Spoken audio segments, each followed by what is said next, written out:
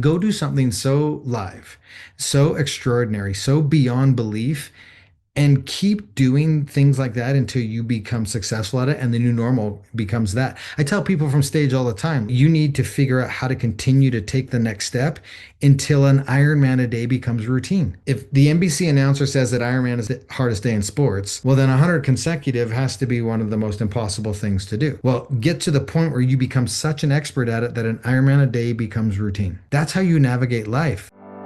Walker and Dunlop brings you insights for life. Unique perspectives from impactful leaders.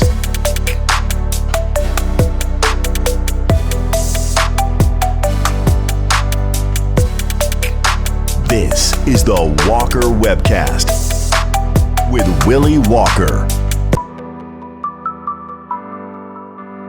Good afternoon and welcome to another Walker Webcast. It is my really great pleasure to welcome James Lawrence, aka Iron Cowboy, to the Walker Webcast. To those of you who know me and a little bit about my background, I have done my fair share of endurance sports over the years, and while I'm predominantly a biker and a skier today, have certainly spent plenty of time in pools and pounding the pavement, and there is nobody on the face of the planet who has done more time in the pool, pounding the pavement with the running shoes, or on his bike, covering thousands and thousands of miles than James, and all of his incredible accomplishments as truly, truly one of the most accomplished endurance athletes of our era and of all times for that matter, because endurance athletics really have only existed for pretty much our life. We're the only ones, James, who are stupid enough to go do this stuff. Let me do a quick bio and then we'll dive in. James Lawrence, more commonly known as the Iron Cowboy, is a world-renowned speaker, endurance athlete, author, and documentary film subject. Success Magazine named him, quote, the most enduring man in the world, unquote. James is a devoted husband to his wife, Sunny, and a loving father to their 5 children. His family plays a crucial role in his endeavors, providing unwavering support through his remarkable journey. He gained media attention in 2015 for setting the former world record for the most Ironman distance triathlons completed in a single calendar year, 50. James went on to break that record in 2021 during the Conquer 100, in which he completed 100 consecutive Ironman-length triathlons in 100 days. He then completed one more for a total of 101 in 101 consecutive days. You've done 197 Ironman distance triathlons, I think, James. Am I correct? You've got 198 Somewhere coming there, I up? believe it's 190. I believe it's 193. 193. Yeah. You've done Cape Epic. You've done Ram. You've run across the country of Greece. You've biked up Kilimanjaro. What won't you do? Well, man, I don't know, man. I always say that I'm done. This is the last one. And as you know, you in the middle of something, you're like, I'm done. This is the last one. Then you cross the finish line and you recover and you remember all the good moments and you forget the bad. And so I don't know. I don't know when I'll stop. I just think I love living life now and having adventures and experiences. And so who knows what's next?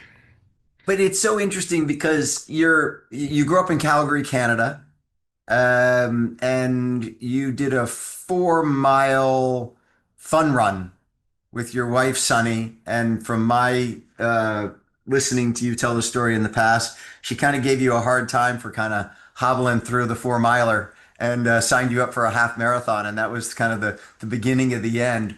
What, other than the fact that it seemed like she was sort of shaming you into doing a longer distance a little bit faster, what was it that sort of hooked you as it relates? Like, was there a moment when all of a sudden you're like, wow, I got something else here that others don't have, or there's a side to me that I want to express that I just don't feel like I have yet? What was it that kind of got you into this? Yeah, I think it was more the latter. It was not a hidden talent that I had found.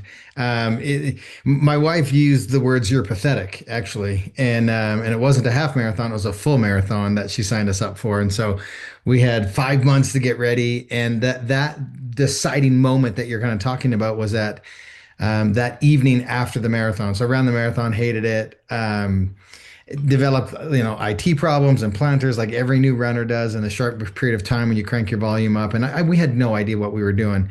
Anyways, long story short, went to some MMA fights that night in Salt Lake City and refused to move out of my seat. And by the end of the evening, it was no longer a choice. I couldn't get up because my knees had swollen up so bad. And that was kind of the moment where it was like, I'm either going to allow this moment to define the failure, or I'm going to dive into it and figure out why that 26.2 miles beat me up so significantly.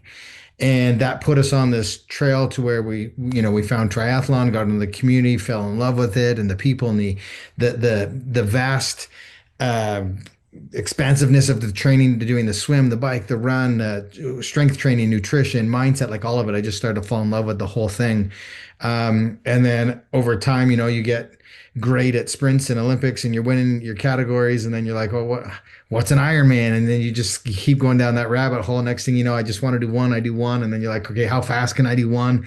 And then we started like doing coaching and business because we'd lost everything in the economy, and just everything spiraled and led to 100 consecutive Ironmans 20 years later.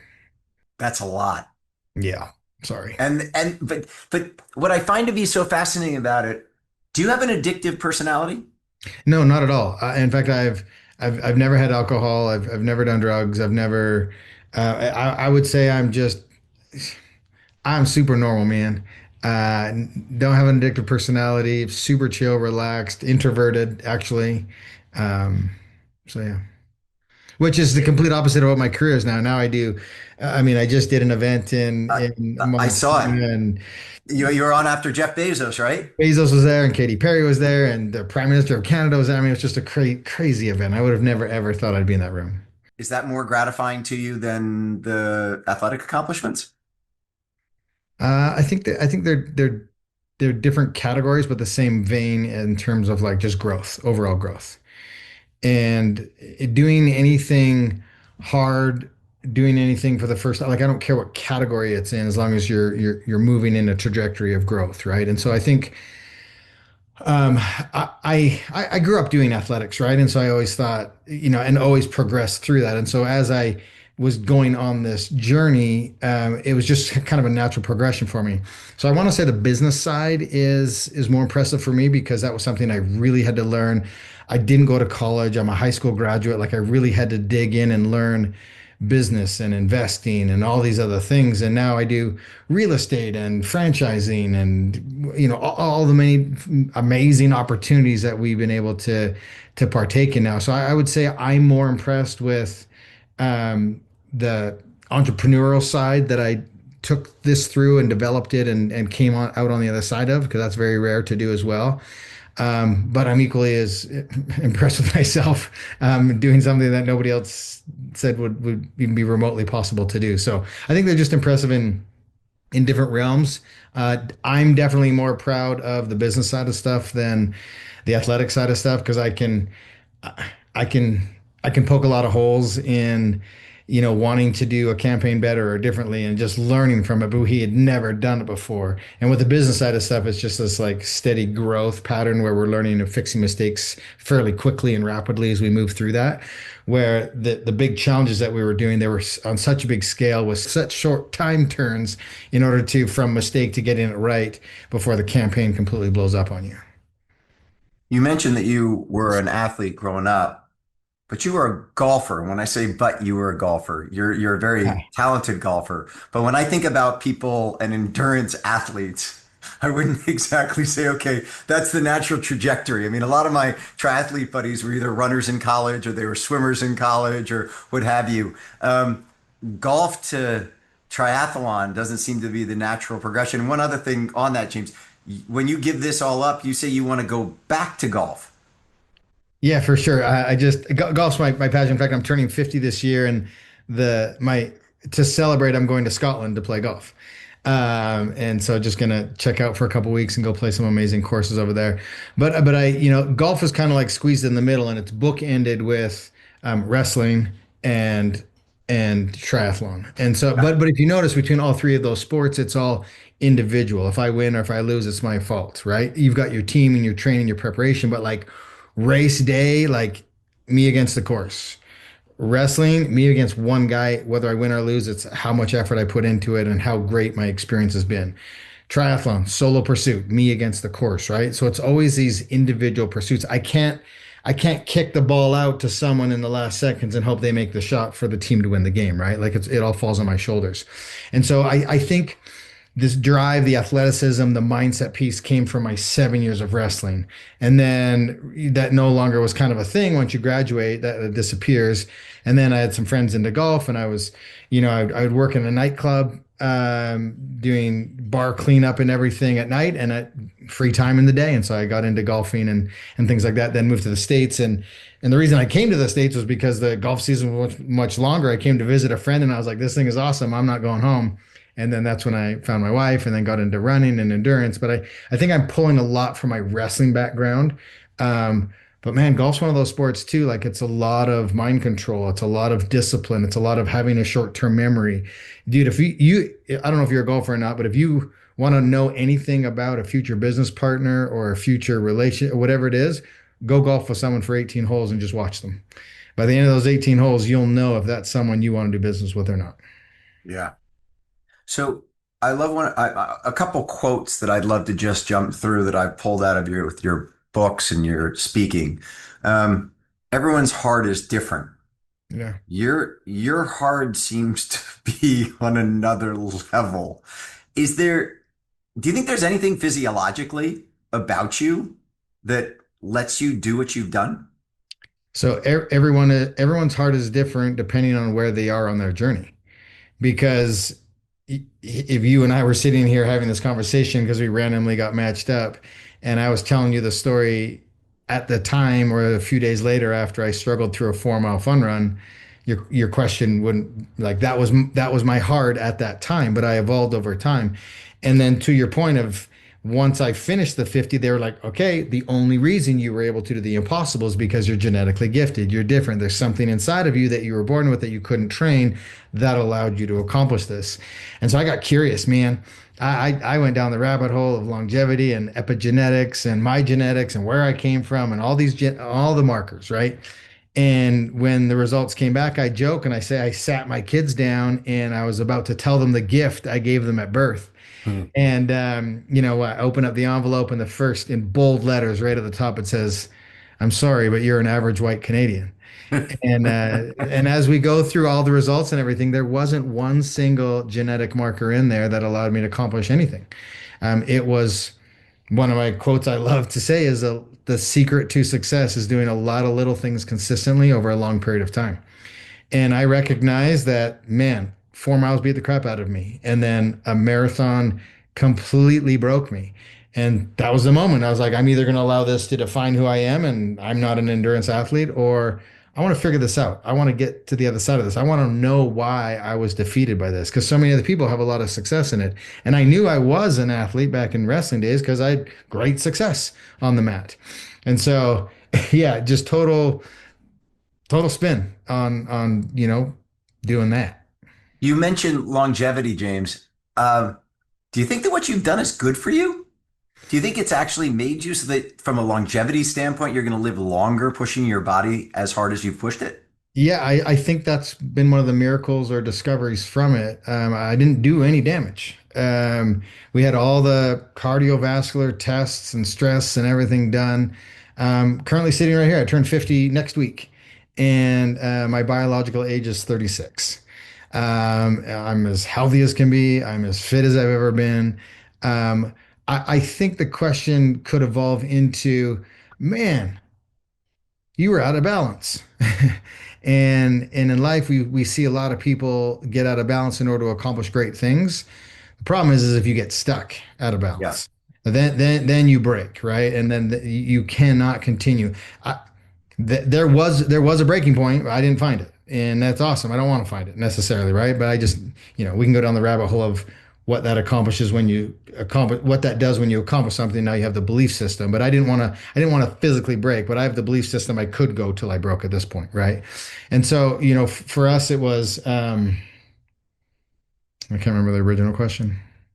No, I was just whether it's all whether it Oh yeah, if actually I'm is healthy making enough. you healthier for the long term, or whether it actually has done damage. And you're basically saying it hasn't. You've tested to it, Yeah, and I haven't. I've tested to it, and my point was like if you stay out of balance for a long period of time, yeah, that's when you'll establish those long-term problems. You'll break and things go sideways. But in fact, our coaching philosophy in terms of like our coaching with our athletes, it's how high can you soar, stress, optimize, adapt, recover, and we have a massive emphasis on recovery.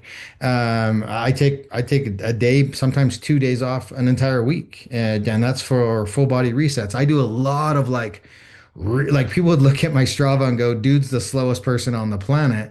And I'm training to do my fastest Ironman in my entire career later this year. I want to go sub 10 as a 50-year-old. And so it's the type of training we're doing. It's a massive respect to recovery. But we definitely go out of balance to test limits and potential. And you have to swing out of balance. There's no such thing as balance in life.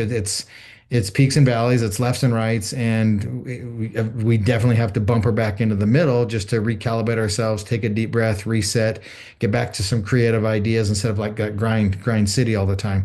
And so life is again those ebbs and flows, backs and forths, resetting, digging in, sacrificing, celebrating, all of it. It's all part of the journey. You've experienced that building one of the most unbelievable firms there is. I mean, that you can't deny that that's part of the process.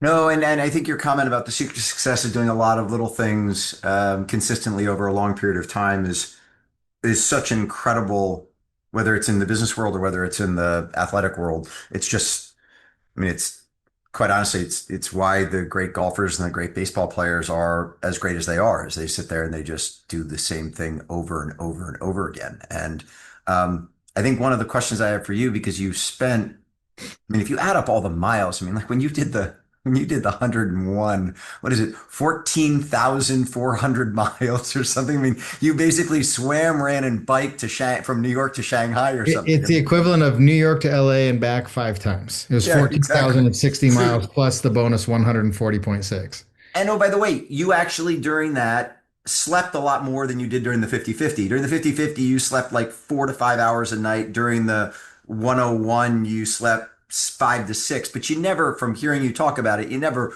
really got true restful sleep. Um, and, Yeah. and, and so I'm just curious about how there had to have been so many moments, particularly after you crashed, and we can dive into that if you want to, when you broke your L4, L5. L5, sorry. Um, but you know, most of us go out and I mean, whatever, you're in mile 20 of a marathon, you're out trying to do your first Olympic distance triathlon, and you get off the bike and you go to run and your legs feel like they're stuck in quicksand and you're like, I can't move. I can't do this. You've done that time and time and time again. Where's your brain go? What's that motivator? Is it fear? Is it that you're letting yourself or Sonny or your kids or down? Is it that you've got the public who's resting their hopes on the future on your shoulders? What is it? Because you've gotten to that dark space more times than probably almost anybody. Yeah, I was just making some notes here. Um, yeah, I think I've done a lot of things that are on a much smaller scale, and a lot of things that are on a really big scale. And the things that are on a really big scale, you have to make the reward big enough. I talk about it in our book Iron Hope about the bag of whys, and your one why is not going to be big enough when, like you say, you're knocked unconscious laying in the middle of the road because of an accident, or 5 different lawsuits just came through, and you're just like, oh my gosh, I cannot, I don't know how to deal with this, right? So in those moments, you have to like take a deep breath, obviously focus on the one thing that's going to move the needle and the thing that's going to get you around this corner. But in order to get back in motion, have those quick turnarounds, you got to be able to figure out what you need to focus on. But the reward at the end of all of it needs to be big enough. So the dream, the purpose, the impact needs to be big enough. And when I was doing these big public challenges, the 50 and the 100, it was like, okay, I made a commitment to the public, which means I made a massive commitment to myself. I got my family and friends that are watching. We were raising money for charity every single time, and there's a big business play behind all of this. I make no money during these big challenges, but I'm a corporate speaker and I do online coaching and I do all these things, and it provides immense life experience that I can then turn around and share. And if I Man, I believe that leaders lead from the front, and I'll never do anything or ask anybody or what that I'm not willing to do myself. And in those moments, it's like, okay, well, when you're in your darkest moments, do this. But when I'm in the darkest moments, I can take a different path, and but I can just coach you how to do this, right? Like I want to be able to say, no, I've experienced something like that, because we all have our own different unique experiences that we're going through to navigate this world. But I want to be able to relate as best I can in terms of like the bully conversation we're having with ourselves and what it looks like when it gets real, when you're backed into a corner and the weight of the world is on top of you and all the commitments that you've made and the tasks you've committed, like everything. I want to be able to relate to that person. And without doing it, because it's interesting. Every time I do one of these big projects, I'm putting my entire career on the line. Like people they'll forget the 10 things you did right. They will hyper focus on the one thing you did wrong. And it just takes one little slip up. Like bad news travels 10 times faster than good news. And a failure travels 10 times faster than the successes do. And so like it is a massive career dice roll for me every time I put one of these big challenges on the table because of what my belief system is and who I am and what our brand stands for. You mentioned the bully. I've heard you say make sure the bully is showing up in your life. What do you mean by the bully showing up? Yeah, I think the bully is the guy that you mentioned fear versus excitement, and I think the bully is being guided by fear and doesn't want to see growth and wants to keep you sick, and it's the bad things that hold us back in life from doing amazing things. And so life isn't about silencing the bully inside of our head. It's about learning how to navigate them and talk to them successfully. So when I say become an advocate to your bully, it means if I haven't heard from the bully in a long enough period of time, if he's not showing up in my life, that means I'm not showing up in a capacity where I'm pushing my limits, my boundaries, where I'm trying to bring as many people to the mountaintop with me. And so life is about doing enough and pushing boundaries so that you continually have the conversation with the bully inside your head where he tries to stop you, tries to instill fear, but then you gain the knowledge and experience to win those conversations, learn how to navigate them. But I think he's a great barometer. And like I said, if I haven't heard from him in a long enough period of time, it means I'm not showing up. And I believe we're never just standing still. We're either moving forward or we're slipping backwards, right? And so in that moment of complacency where I'm not having a conversation or criticizing myself or doubting myself or questioning the path, I'm not showing up. I'm not trying. I'm not dreaming big enough. It's really interesting when you say bringing other people to the top of the mountain, because I remember distinctly in 2012, I went to the Olympic distance national championships in Des Moines, Iowa, and I really wanted to podium, and I came in fourth, and I was really bummed out that I wasn't going to get the podium. And then I realized that at nationals they actually have 5 steps on the podium, so I actually got up on the podium, and I was standing there in fourth place and looking at this group of people, and I had 3 kids under 8. Yeah. Okay. I had 3 kids under 8. I was out there alone. My wife was home with my kids, standing on this podium, looking out at this crowd of people. I don't know a single person there. And I started saying to myself, what do why are you doing this? Who are you doing this for? It's all about yourself and trying to say, oh, I went to nationals and did really well. And I literally went home, and that was kind of the end of my competitive triathlon career. And I viewed triathlon as such a kind of an individual sport, and the amount of time and effort it takes to train for it is very, sort of egocentric. It's like I got to get myself faster and blah, blah, blah, blah, blah.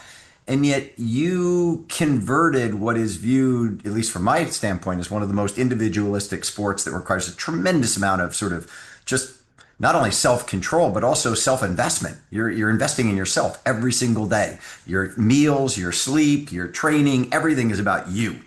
And you've converted that into 2 things. One, you've carried a lot of people to the top of the mountain with you. By doing these challenges, you've gotten people to invest in you, to invest in the causes of child trafficking and a number of other charities that you've raised money for. But then also your family has played an incredible part in supporting you as you have gone on this journey. Talk about where was it that you changed from being like, this is all about James to this is about a bigger thing? And then how gratifying that journey has been as you brought your family and other people into it. Yeah, one has been incredibly gratifying.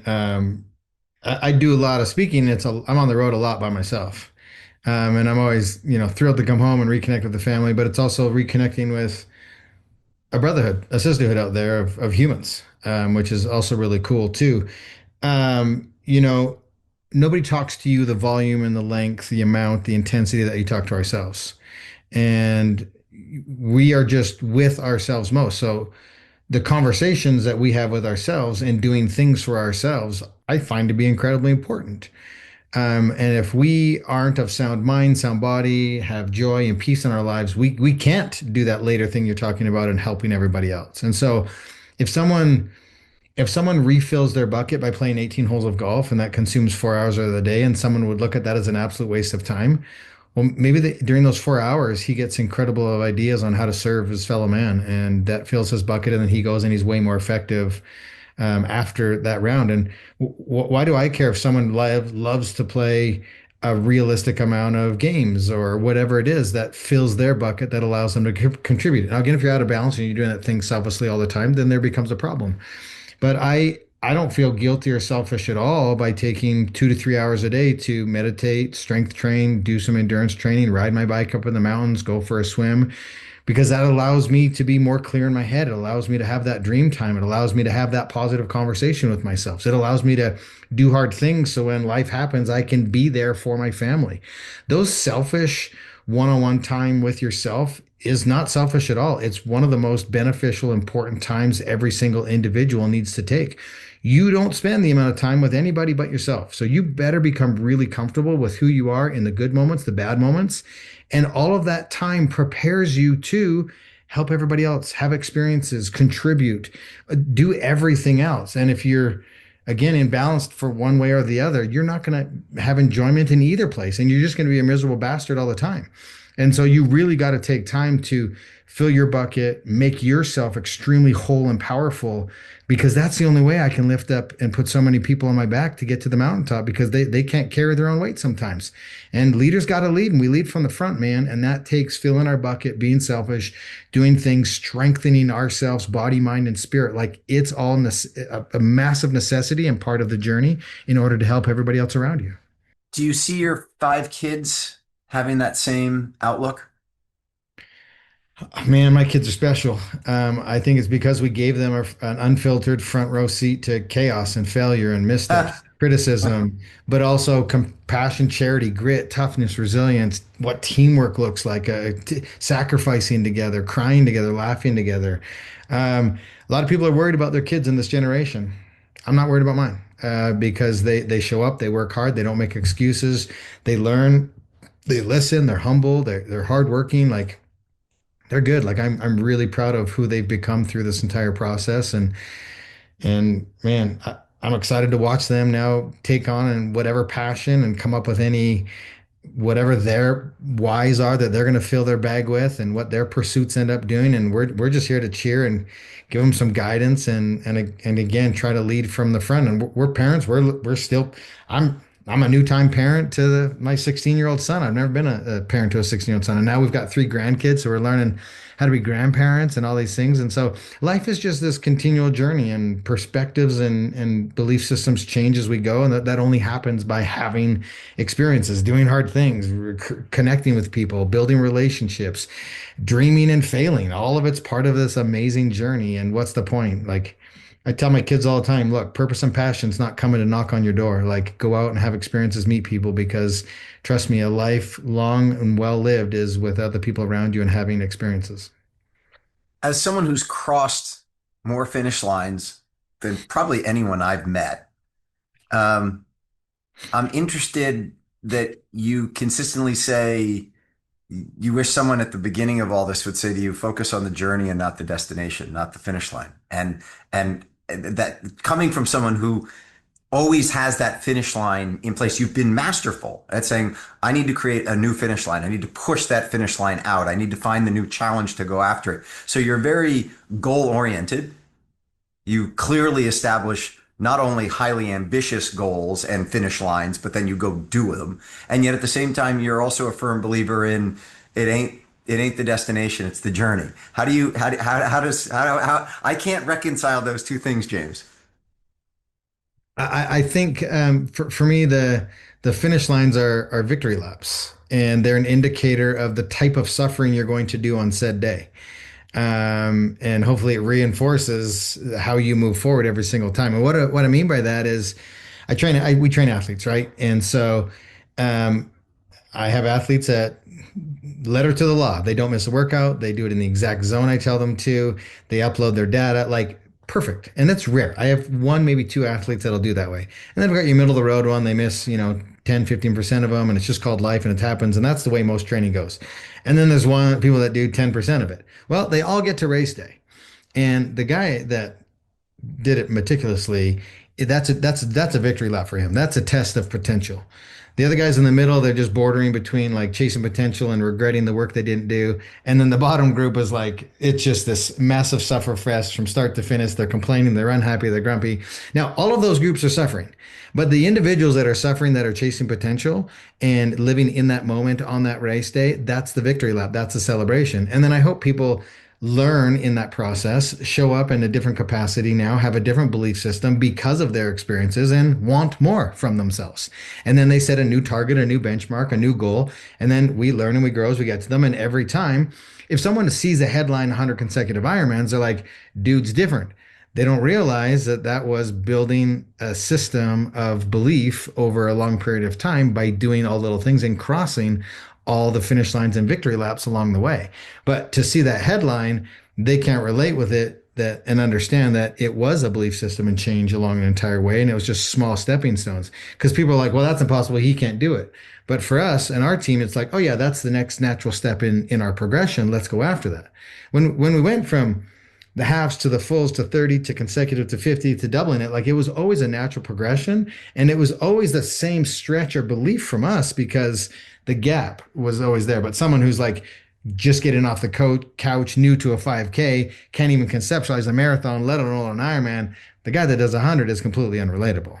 So you've said when you talk about getting people up and going, like there are plenty of people who are going to listen to this who are they've done endurance athletics, they know how to do it, they've got the habits in their daily life to either establish the goal or not establish the goal. And then there are other people who are listening who are sort of like, gosh, I get exercise 3 days a week, which turns into 2 days a week, which turns into 1 day a week. And then next thing you know, they're not exercising that much and kind of everything in between. But one of the things I've heard you say that I think is so helpful is motion creates emotion. Talk Mhm. about that for a second. Yeah, actually, the hardest thing to do is start, man. Yeah. And I mean, how many times have you made your list and there's one thing on that list and you just put it off for a day, 2 days, maybe a week, and maybe a month, and you finally do it, and it ends up being like this 8 minute, non-stressful, super easiest task you've done, but you've created something so grand in your mind.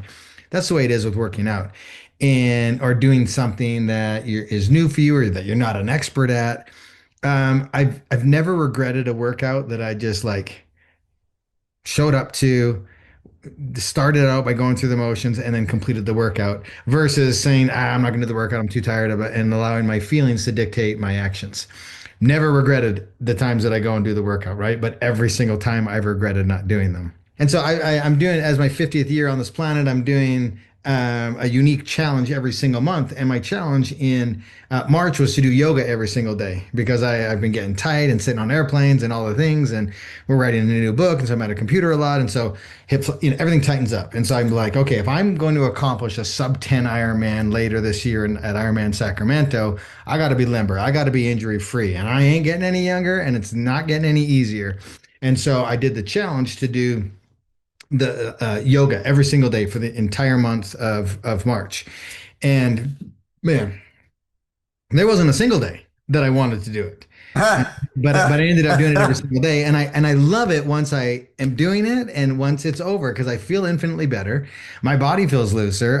There's everything was positive, and still every single day, it's the last thing I wanted to do. Yeah. And I still don't want to do it. But I just found out like 2 weeks ago, and I am not ready for this, but I'm guiding a boy with autism through the Boston Marathon. And so going to be really my first time at Boston, a really cool experience. But I just found out like homeboy's going to run a 3:30. And I know that's not super quick, but it's fast. And if you're not Yeah. ready and you're just like in the beginning of your build and you're coming off of an adductor injury, like all of a sudden I'm terrified to go do this. And so I'm like, I have really got to make sure I'm loose, just to even have a chance to not get dropped by this kid at Boston. So I'm super excited to do it, but it's really motivated me, right? Like we talked about rewards. Is the reward big enough? Yeah. The reward of not being dropped by this young man in Boston is my incentive to do yoga every day between, for the entire month of March and then all the way through April 20th of this month. And so how big is your reward and what does that mean to you? And that'll change how you show up every single day. But you're right, motion creates emotion. And I never want to do the hard things. But that's a secret. We've heard people say you can't allow your emotions to dictate your progress. And that is a huge piece of it. Like you do when you're sick, you do when you're tired, you do when you don't feel like it, you do when you're sad.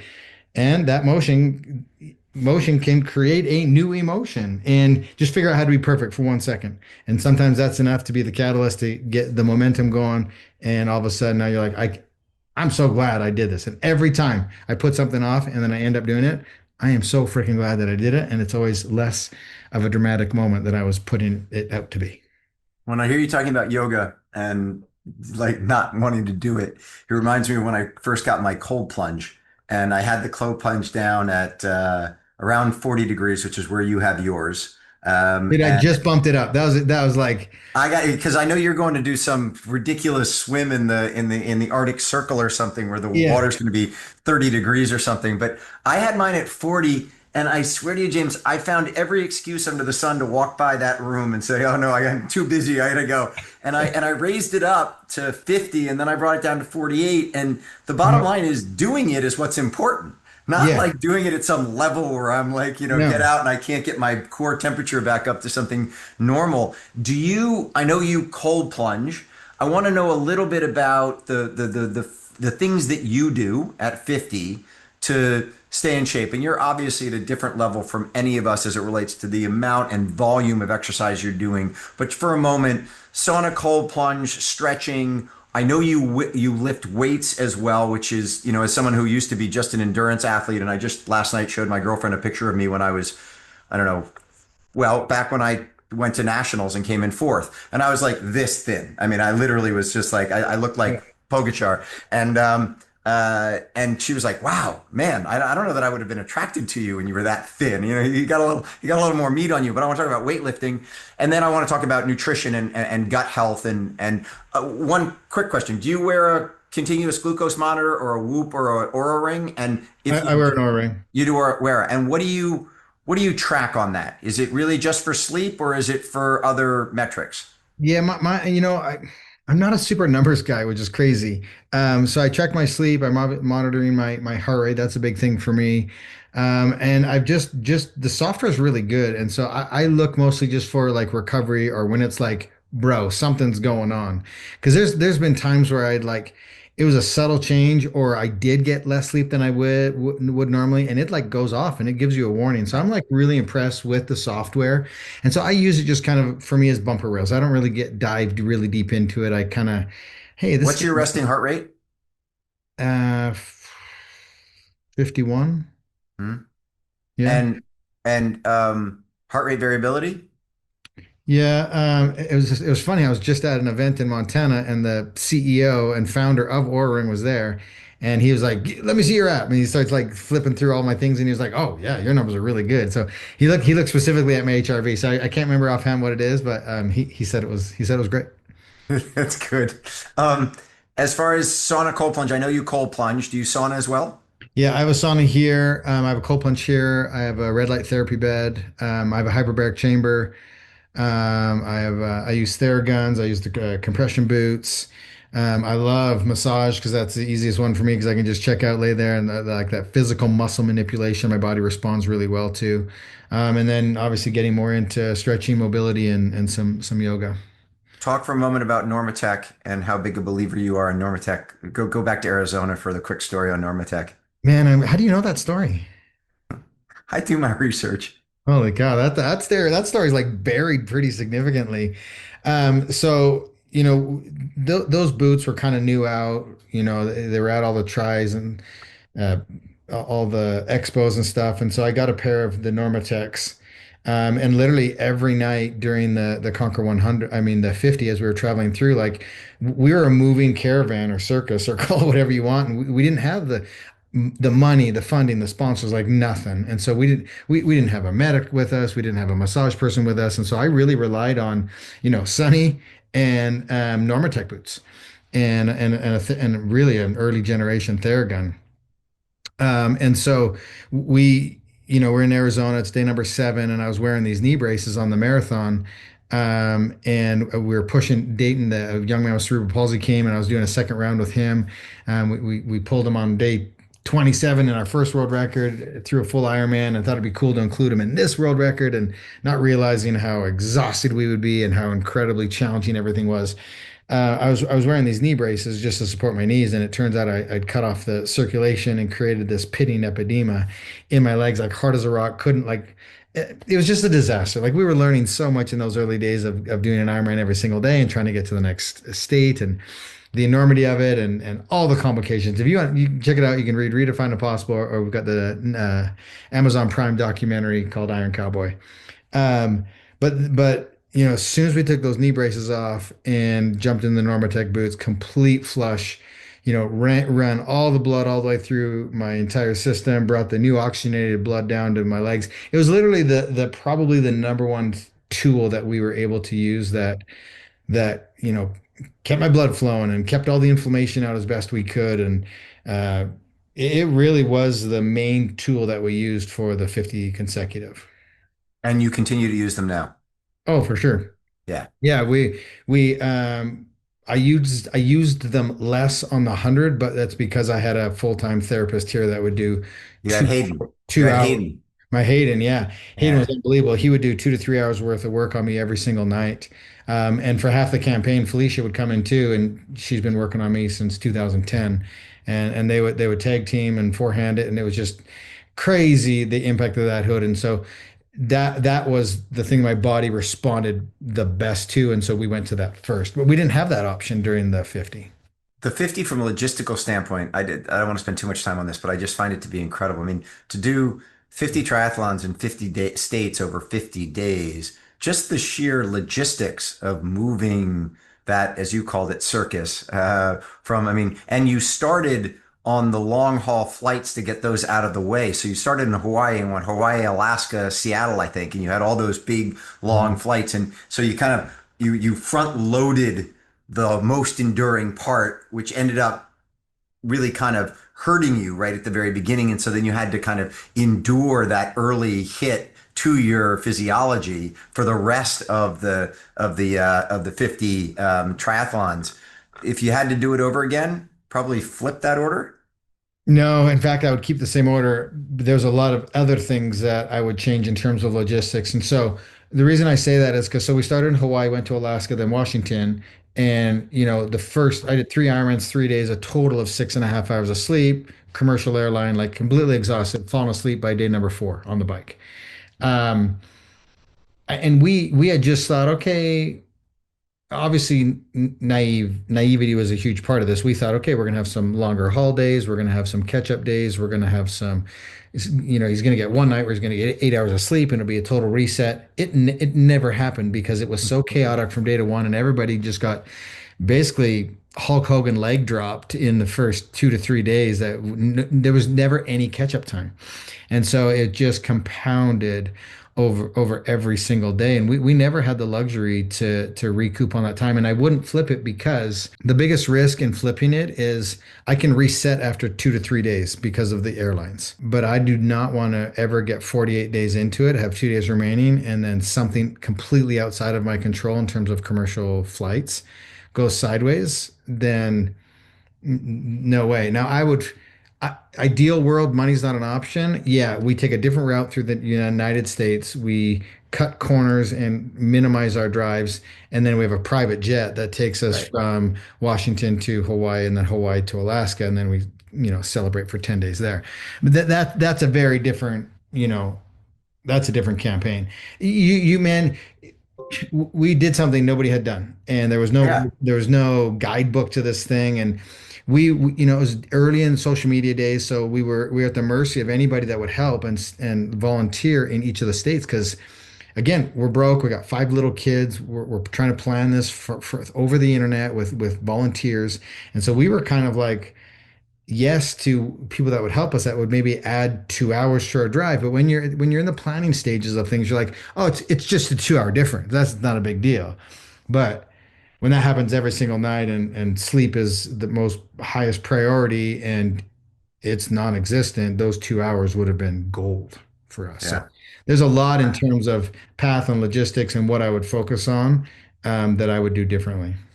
How'd you deal with the criticism you got for doing one marathon on a treadmill? I found that to be so if that they I run a publicly traded company.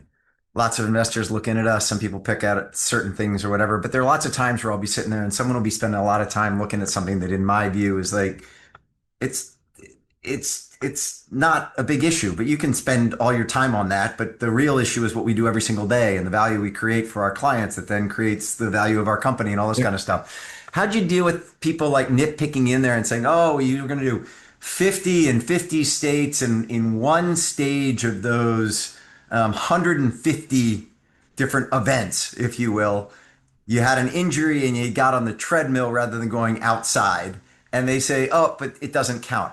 To me, that's so, you did it. And oh, by the way, that treadmill was in the state where you were running a marathon. So last I checked, 26.2 is 26.2. And I've also run a marathon on treadmill. And it's a hell of a lot more difficult than it is running one outside.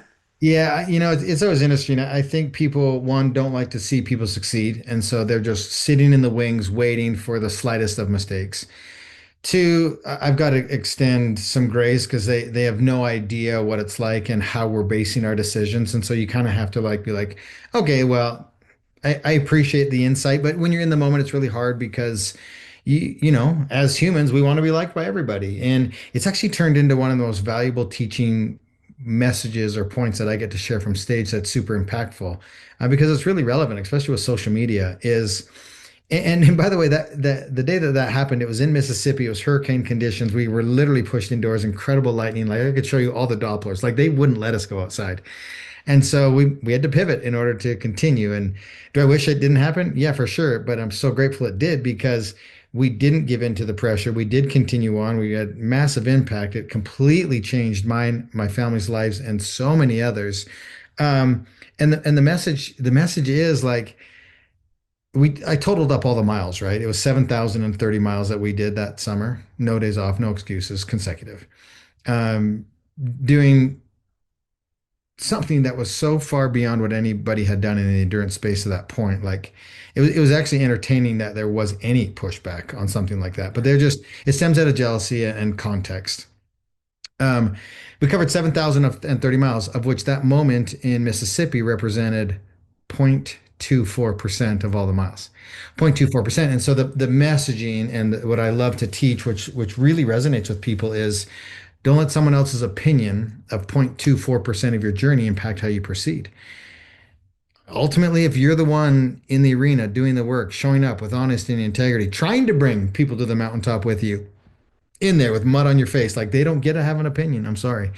And the faster anybody learns that lesson, like you will be infinitely more successful. It's not like not caring about what other people think about your journey as long, especially when you're showing up with honesty and integrity and doing the right things and trying to have impact and create culture and community and experiences and all those things. Like I I don't understand it. I'll never understand it. I have a beautiful perspective of it now. I'm so grateful that it happened.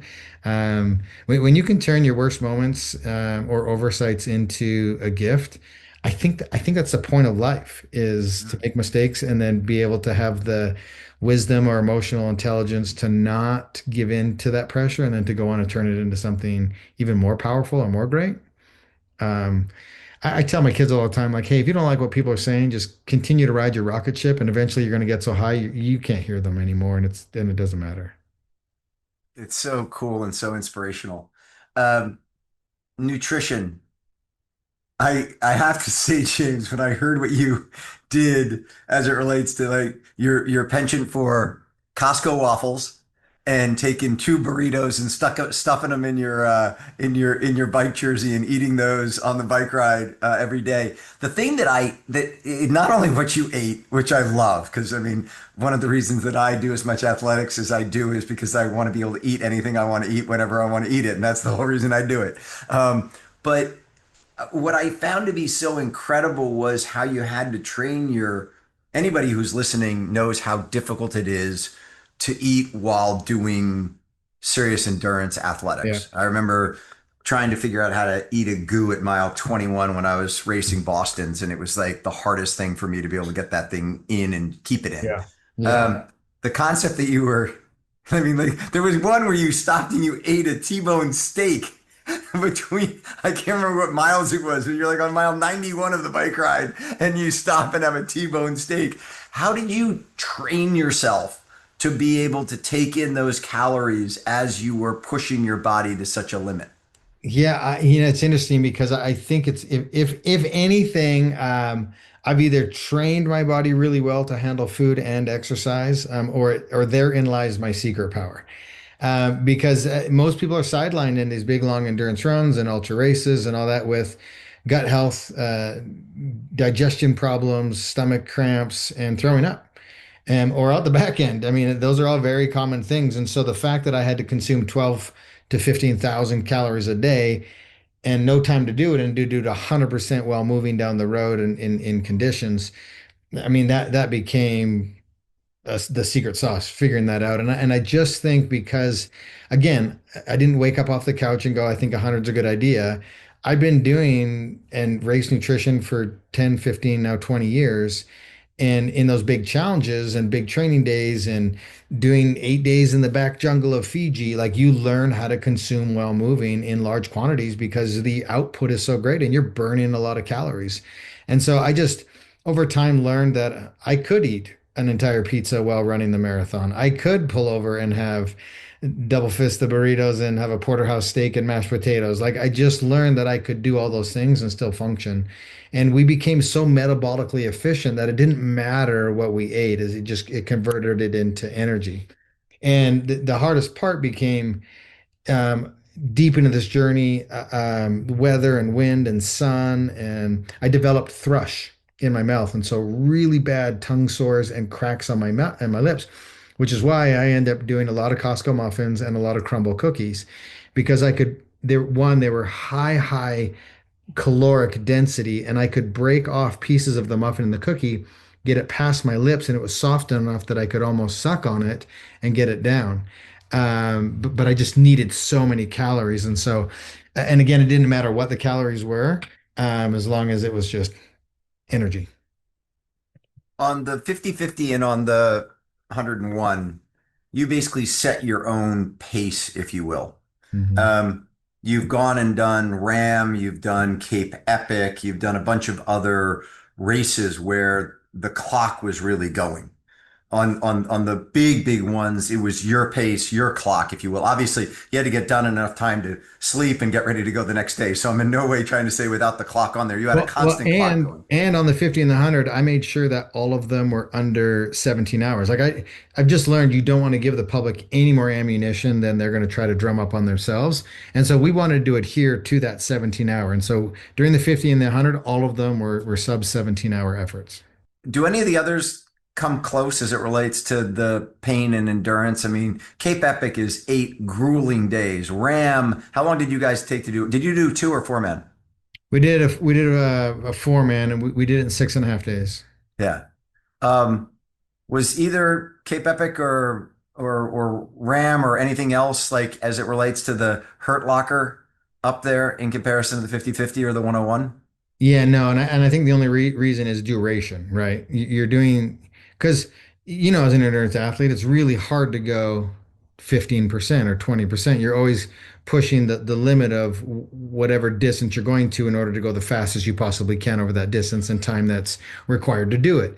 And so you're always on limits, right? And so now the conversation just is how long do you have to sit at your limit for? and what kind of limit, and what does recovery look like, and what does fueling look like, and what are the modalities you're doing look like all these things come into play. But we did the world's toughest race on TV, which was a map and compass, Amazon Prime. Bear Grylls was the host. Mark Burnett was the producer. Just this adventure race, and it ended up being like 7.5, 8 days. I can't remember, but the producers kept wanting us to say that this was the hardest thing that we had ever done. And my teammate was a very seasoned Ironman athlete. Our female was a four-time Kona age grouper. She ended up second in the world, one like just this stout group. And it was funny because the race's tagline was "We eat Ironmans for breakfast." And so they wanted us to come on their show, and they were going to make a mockery of us. And we ended up becoming producer favorites. And the teams ended up loving us, and all of the production crew loved us because we were having the time of our lives. Like we were just out there having an unbelievable adventure. And I think the lesson and point here is not that everything needs to be a lesson, but do something so hard in your life that everything else is easy. Yeah. And all the other teams were suffering around us and complaining and whining. And dude, we were having an adventure. We were telling jokes, we were celebrating. We come into the main camps laughing, and the producers were just like, "Who are these four people?" And they really, on camera, they wanted me to say this was the hardest 8 days of my life because the race was called the world's toughest race. Right. And I would never say it, and I think it upset them. But I'm just like, you do anything really hard, and I hadn't done the 100 yet, so uh, my basis of experience was the 50. And so they were like, in my head, I'm like, 8 days is not as hard as something that is 50 days long. And then now we've since doubled it to a 100 plus one. And now my baseline in terms of what I can tolerate in real life becomes infinitely easier. Like when I watch somebody arguing with a flight attendant or a hostess at I'm just like, dude, your life is so meaningless and pathetic. Like this is the battle that you're choosing right now. This, you have any energy to put towards this right now? Like it blows my mind. Like you've dealt with no real challenge or adversity in your life if that's the fight that you're trying to pick. And I just feel sorry for these individuals because it tells me they haven't lived a life. They haven't had experiences. And life is hard enough for them that they aren't taking the time to learn the lessons they need to learn, that these are their reactions in real life. And so the challenge here is go do something so live, so extraordinary, so beyond belief, and keep doing things like that until you become successful at it and the new normal becomes that. I tell people from stage all the time, look, this is going to sound crazy, but you need to figure out how to continue to take the next step until an Ironman a day becomes routine, whatever that means to you. Because if the NBC announcer says that Ironman is the single hardest day in sports, well, then 100 consecutive has to be one of the most impossible things to do. Well, get to the point where you become such an expert at it that an Ironman a day becomes routine. That's how you navigate life. And then when life happens to you, that's why, again, that's why I'm not worried about my kids because most of this generation is a bunch of marshmallows and my kids are going to stomp all over you. And that's just the way it is. When you go into real life, like, have you dealt with adversity? Have you dealt with challenges? Do you know how to problem solve? Can you manage emotions intellectually? What is your response when somebody triggers you or says something that you don't agree with? Like, how do you navigate that? Right. And these are all things that are important that these experiences in our lives give us so that when real life happens to us, it's like, meh, I got this. COVID, yeah, well, this is what's happening. How do we deal with it? Right? The economic crash in '08, great, lost everything. Remember the moment they knocked on my door. How do we move forward? What's the next decision? How do we continue to find peace and joy? What does that look like? What's the next experience? Who are we bringing with us? That's where you got to get to in life. We do clips, and I just that's going to be a clip right there. That's a tour de force on everything that you've done and the perspective it brings to you and the life you live and the life that many of us ought to aspire to live. Um, I got one final question for you. You got a lot of tattoos on your body. You got a scorpion on your chest. You got a Canadian flag on your calf.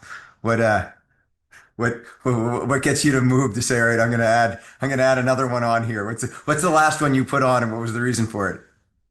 Man, the last one I haven't done tattoos in a long time. So these are from another lifetime. The scorpion, people are like, are you a Scorpio? I'm like, nope. I was 17 and it's the biggest one I could afford. And I said, put it right here. That's great. The last one I got was in Hawaii right after the Honu half. I broke I was breaking the world record, and I had no idea what the journey was going to become.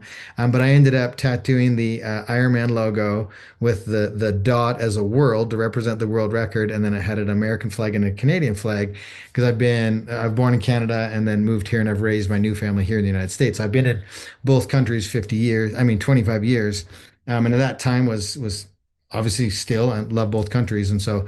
I consider myself both. And so the last one I got, and I don't think I'll get any more. But yeah, we'll see.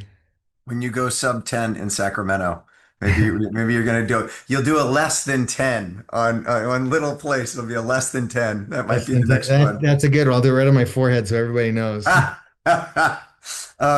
James, it's a huge pleasure. As I said previously, there are lots of guests to the Walker Webcast that both take me a while to get, and when I get them, I get really excited about it.